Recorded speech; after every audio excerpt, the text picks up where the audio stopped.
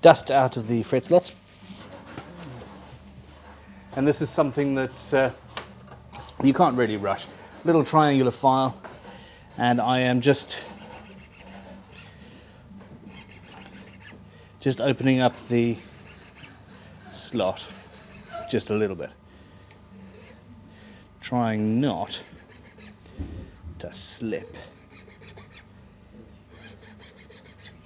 And this means that if you have to refret it at any point, what will happen is it will, well, the frets go in easier, but if you have to refret it, the tangs pull less wood and it's less likely to chip.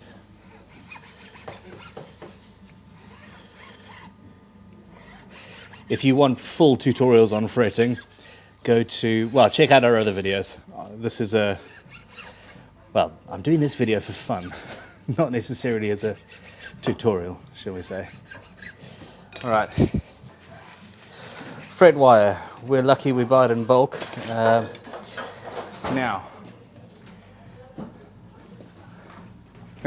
I have my favorite snips for cutting fret wire. Can you believe it? Anyway, basically, chop a load of lengths. On a normal guitar, what I would do is cut them all out and then put them along there and go for it. However, this is not a normal guitar. Fretting hammer, this is the prototype, slightly smaller one to what we now produce here. But what I'm going to do is naughty. I think it's naughty. Normally I fill the bottom of the slots with glue, just to give it strength and stability. We already have strength and stability. And I am just putting the fret wire straight in and leaving it long and chopping it up and going on from there. Before I do much else though, I'm going to get the glue off that from the fret job I did this morning.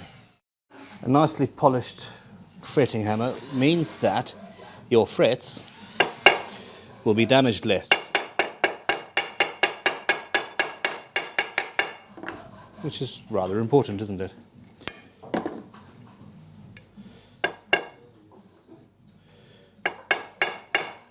In you go.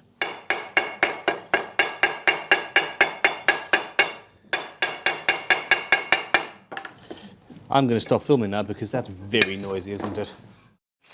I have here a tube with jumbo fret wire. I am going to have a 0 fret. I think this is the first 0 fret instrument I have ever built. Now, that fret slot's too small. Now, I'm just going to put this baby in here. The PAX fret slotting saw cuts on the pull. Very nice. It's got a little bit of oil on it because you've got to oil your tools to look after them. Basically, I'm going to have a nice low action on this. We're going to have an extra slot behind the... I haven't done the... Where's my triangular file? Oh, here she is.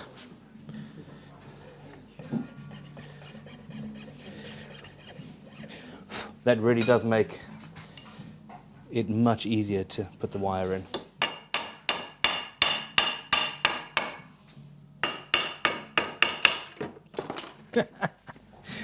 Or help it fall out.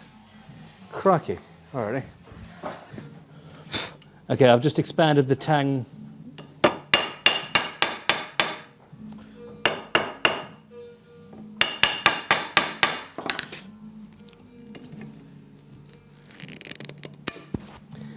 There we go.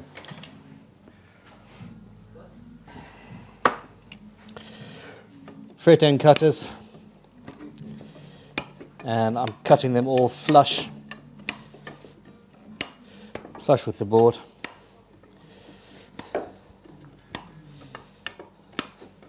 And then it's on to the leveling. Well, first of all, I'll check and see how level they actually are. But it is almost inevitable. You just can't if you want an instrument that is going to be playable, you really do have to level frets. And it's one of the things that people tend to forget, really. Without nice flat frets, you're going to get loads of buzzing and issues. I mean, the first tool I ever made was a leveling file, and I used that for nearly a decade before I started making and designing our own range of tools. And now we sell more leveling files than we sell guitars, which is a pity. Buy a guitar.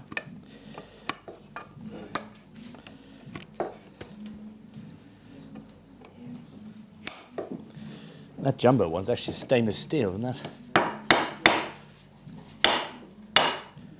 There you go. That cut right through that. Okay, we are now at 4:45.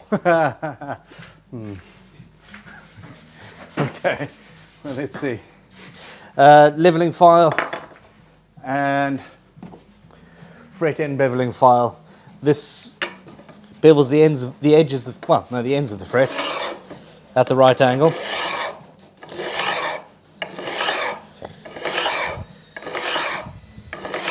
And this actually works relatively rapidly.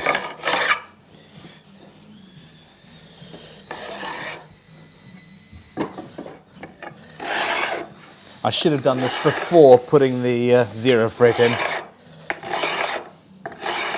because that's actually causing a bit of a...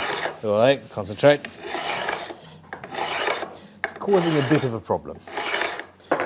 All right, leveling file, just to clean it up. Okay.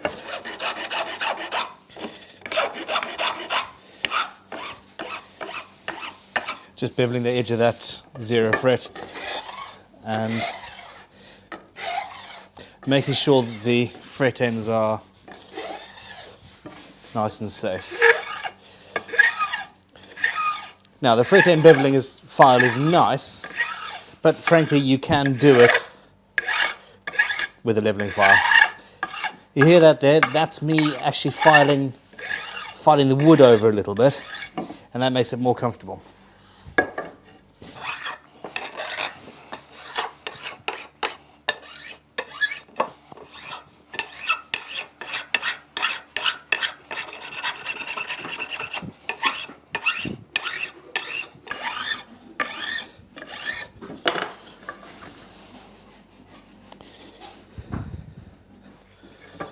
Okay.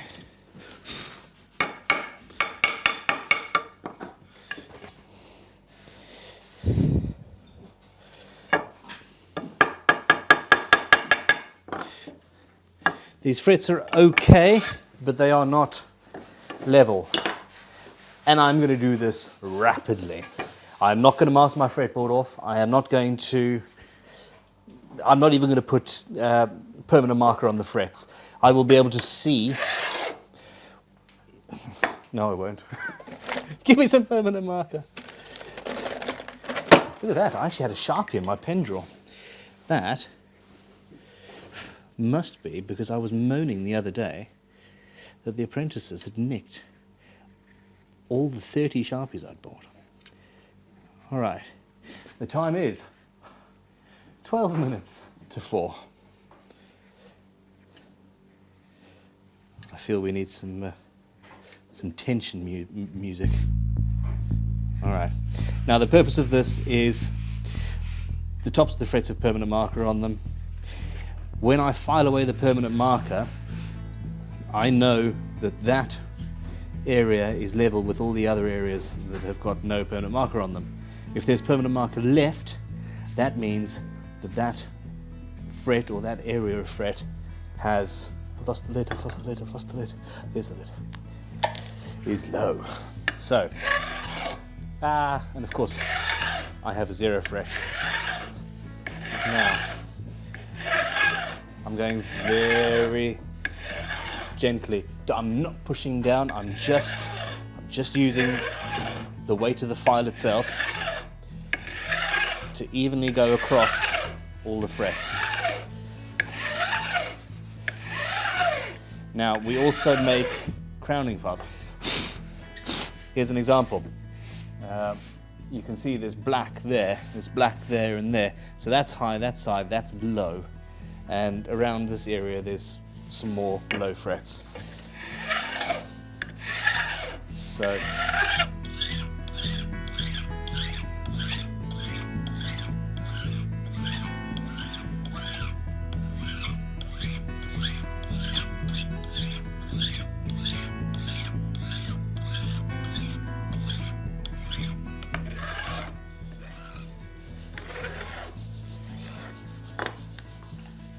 And there goes the pencil.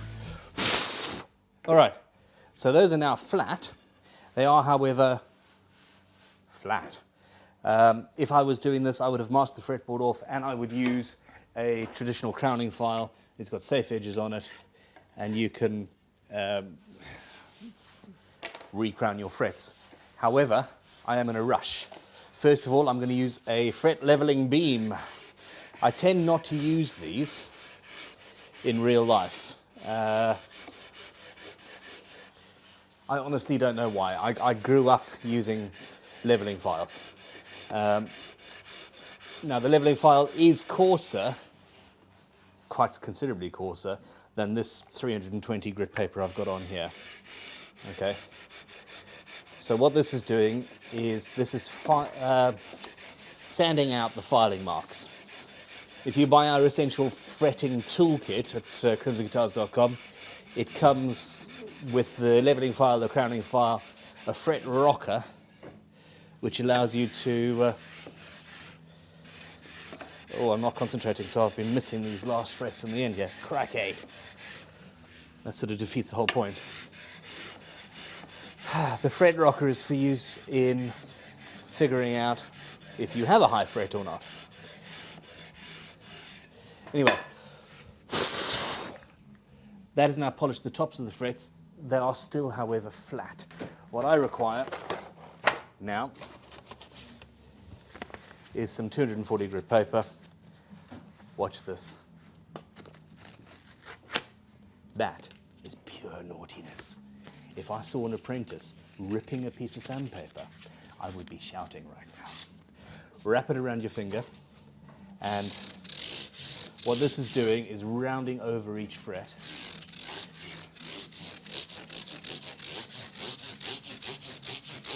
And as long as you keep it relatively even, you're only taking off thousandths of a millimeter. Now, it is making my lovely maple fretboard slightly black because, you know, it's a maple fretboard and I'm now putting blackness on it, but, you know, that'll come off when we clean it. That is not the perfect fret job. It is, however, a flat fret job, and we will be able to play this. I don't know what the hell to do now. We've got side dots. I need to carve it. I need to put some tuners in. I need to put some tools away. It is currently 7 minutes to 4, and I have some coffee waiting. Goodbye.